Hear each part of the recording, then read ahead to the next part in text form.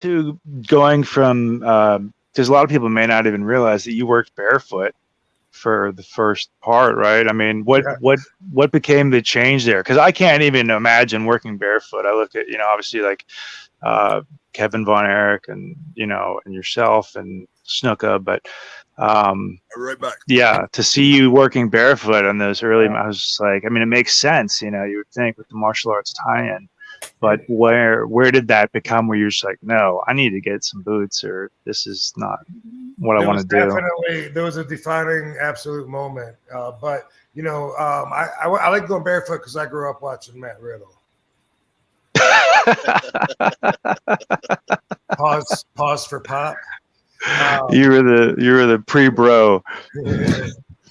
But I thought it made me look tough, this and that. But it was Giant Baba that said, boom, get some boots. Okay. It was that simple, I was like, oh no, this makes me different. Everyone's got boots. He's like, nah, you're not gonna last long. You're gonna bust your ankles up, and I was, even though I didn't want to admit it, I was banging my ankles up. Yeah, no, I marvel at guys working barefoot because I just think, I mean, it's similar to guys who work without knee pads, right? Just think, how can they do that without getting like banged up? Yeah, exactly.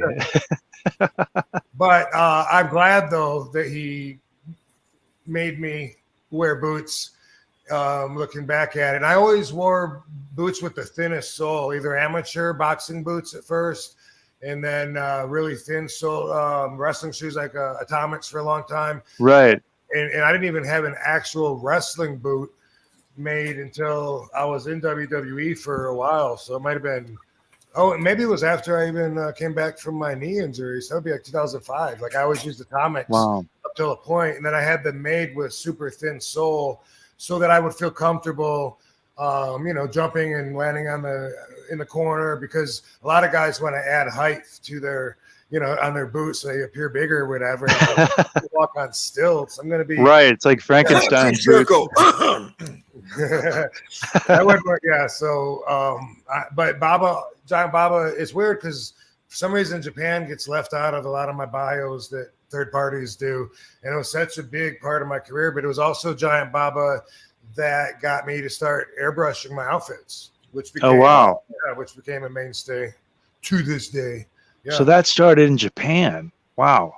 Well, what he said was to wear first he was looking at me trying to invest in me. Obviously, first he told me to wear trunks, and I hated it. But I came one tour with trunks, with red trunks, and I looked like shit. It's like, it says, looking back at it, it was like, oh my God, there's pictures of that. Like when I was 22 or 23 and in red trunks, and just, I don't know. It wasn't a good look. And he ended up saying, okay, you're right.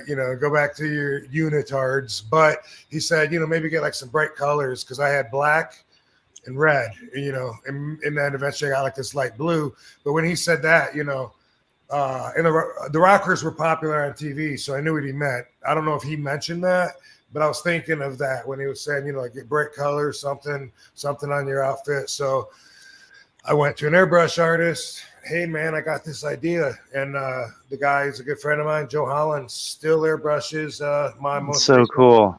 Yeah. Yeah, some of those earlier ones, I remember like the brick wall print. There was like a metallic. I mean, he does great work, and that's awesome that you're still like that's your guy. You know what I mean? He's probably done like 300 of them. Wow. Oh man.